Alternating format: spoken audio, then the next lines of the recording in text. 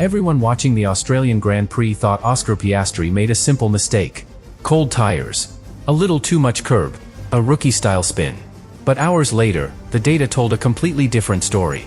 Because according to the telemetry reviewed after the crash, Piastri's McLaren suddenly delivered an unexpected surge of electric power. Almost 100 extra kilowatts. At the exact moment he lost control. That is not a small number. That is roughly the power of an entire Formula 2 engine, suddenly added to the rear wheels. And here is the detail that makes this even more shocking. Just seconds before the crash, Piastri told his team over the radio that his battery was completely empty. No power. No deployment. Nothing left. So how does a driver go from zero electric power to a massive surge that sends the car spinning into the wall? The FIA started looking into it. Engineers across the paddock started asking questions. And some teams are now quietly saying the same thing. This might be the first real warning sign of a much bigger problem hidden inside the 2026 Formula 1 engine rules. Because if the system can suddenly deliver power the driver is not expecting, then what happened in Australia might not be the last time we see it. And the deeper we go into the data from that crash, the more uncomfortable the answers become. So before we break down what the FIA discovered, and why some teams are already pushing for rule changes, make sure you subscribe to the channel, because the next few minutes will reveal details most fans completely missed about the Piastri crash in Melbourne. The images from Melbourne looked brutal. A McLaren spinning helplessly across the asphalt. The front suspension collapsing against the wall.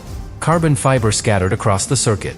And thousands of Australian fans watching in complete silence. Because this was supposed to be Oscar Piastri's moment. His home race. His chance to start the new season in front of his own crowd. Instead, his race ended before it even began. But to understand why this crash shocked the entire paddock, you need to look at the exact moment everything went wrong. Not the impact. Not the spin. The few seconds before. Because during the reconnaissance lap, drivers are not pushing the car to the limit. Quite the opposite. They are warming the tires. Charging the battery. Checking the systems. Everything is calm. Controlled. Predictable. Drivers know exactly how much grip they have. They know how the throttle will respond. They know how the car will behave.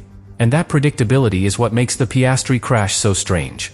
Because according to the data later examined after the incident, the behavior of the car changed in a fraction of a second.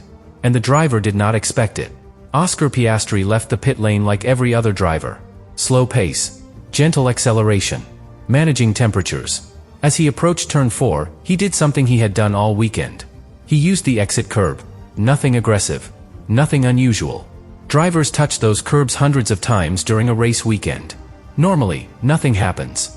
But this time something different occurred. Right as Piastri applied the throttle on the exit of the corner, the power unit suddenly delivered a massive spike of electrical energy. Roughly 100 kilowatts more than expected.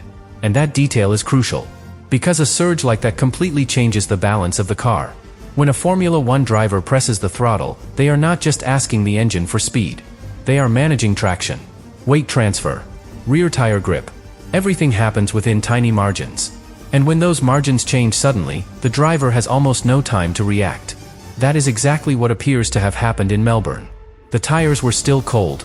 Cold tires behave very differently from warm ones. Grip is lower. The rubber is stiff. The contact patch with the asphalt is smaller. Now add another factor. The car was partially on the curb. Curbs reduce grip even further. They are painted. They are uneven. They can unsettle the rear of the car instantly.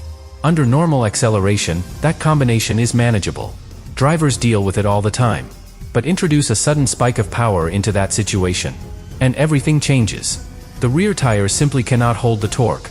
The moment the electric system delivered that extra power, the rear wheels lost traction. Immediately, the McLaren snapped sideways. Piastri tried to catch the slide. But with cold tires and no grip, the car rotated too quickly. Within seconds the car spun across the track and slammed into the wall. Race over. Before the grid. Before the formation lap was even complete. And at first glance, it looked like a simple driver mistake. That is what many people believed. Cold tires. Too much throttle. End of story. But the telemetry told a more complicated story. Because the car delivered power that the driver did not expect. And that is where the situation becomes far more interesting. Because if the driver was not expecting that power, then something inside the energy management system made that decision. And that raises a very uncomfortable question for Formula 1 engineers. How predictable are these new 2026 power units really? Because the deeper teams looked into the data from Melbourne, the clearer it became that this was not just a normal spin. It was a perfect storm of technology, timing, and physics. And the most surprising part of all is that Oscar Piastri himself was the first person to admit it. But what he said after the crash revealed an even bigger problem hiding inside the new regulations. And once that detail came out, the entire paddock started paying attention. But the real turning point in this story came after the crash. Not during the impact. Not during the replay. But during the interviews that followed. Because when Oscar Piastri finally spoke to the media, he said something that immediately caught the attention of engineers across the paddock. He did not deny the mistake. In fact, he accepted part of the responsibility almost immediately. He admitted the tires were cold. He admitted he probably did not need to use that curb during the reconnaissance lap. He admitted he applied the throttle while the car was still slightly unsettled. Those things matter. Drivers know that cold tires can betray you. Every Formula One driver has experienced that moment when the rear suddenly loses grip. So on the surface, the explanation sounded reasonable. But then Piastri added one more detail. A detail that changed how people interpreted the entire incident. He said that when he accelerated out of turn 4, the car delivered far more power than he expected. Not slightly more. Much more. And that detail is supported by the technical analysis that followed the accident. Because the data indicated that the power unit delivered an electrical deployment spike of roughly 100 kilowatts in that exact moment. To most fans, that number might not mean much. But inside a Formula One car, that is enormous. 100 kilowatts is not a small adjustment. It is a sudden explosion of torque sent directly to the rear wheels. And when that happens while the tires are cold, the result can be immediate wheel spin and total loss of traction. Which is exactly what the telemetry suggests happened in Melbourne. But here is where the story becomes even more fascinating. Only seconds before that acceleration, Piastri had already reported something to his team over the radio. He said the battery was basically empty. Almost no electrical energy left. Which means the driver expected very limited electric assistance. Minimal torque. A gentle exit from the corner. Instead, the opposite happened. A massive deployment spike appeared at the worst possible moment. That contradiction is what triggered deeper analysis inside McLaren.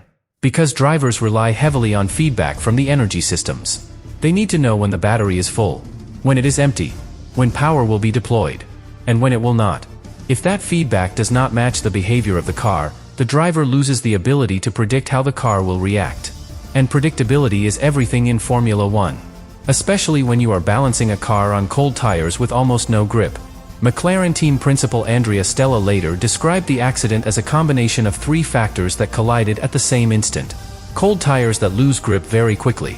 A curb that reduces traction even further. And a sudden increase in electrical torque. Each factor alone would probably have been manageable. But together, they created the perfect conditions for a crash.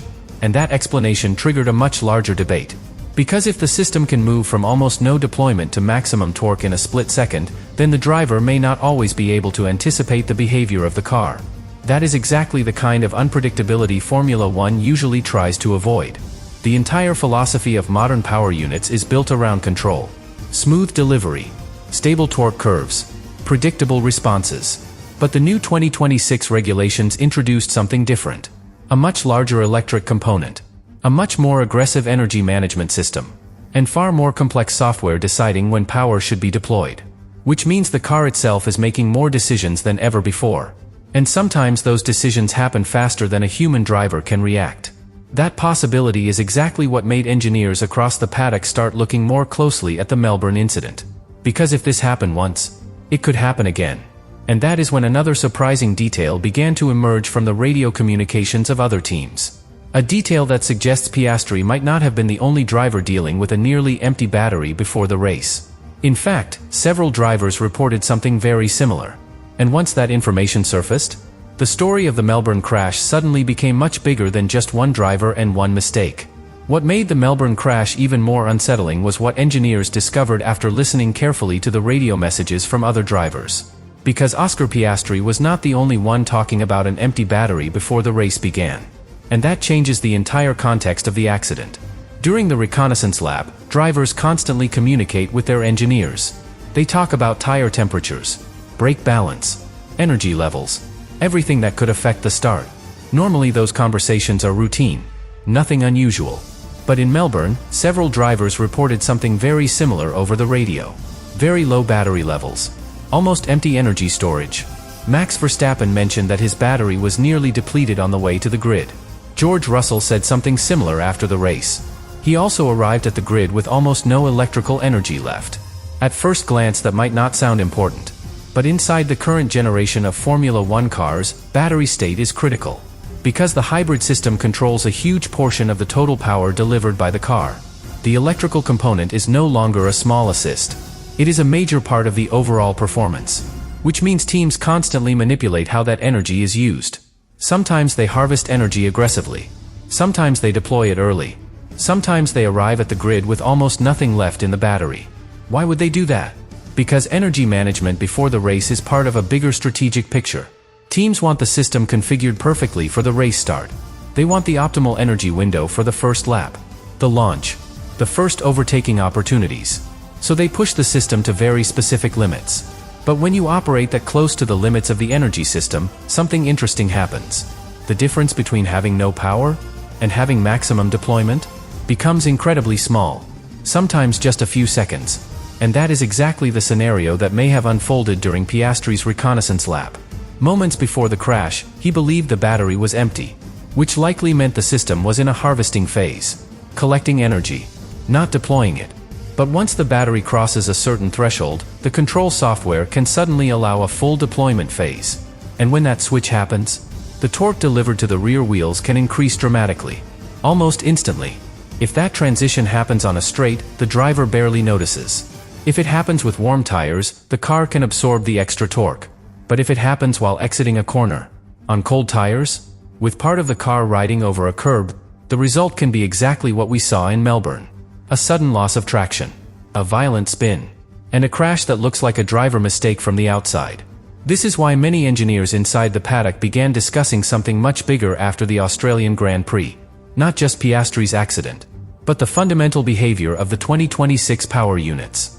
Because the new regulations dramatically increased the importance of electrical power, the hybrid system now delivers a massive portion of the total output, which means the software controlling that energy has enormous influence over how the car behaves. Sometimes more influence than the driver's own throttle input, and that is where the concern begins.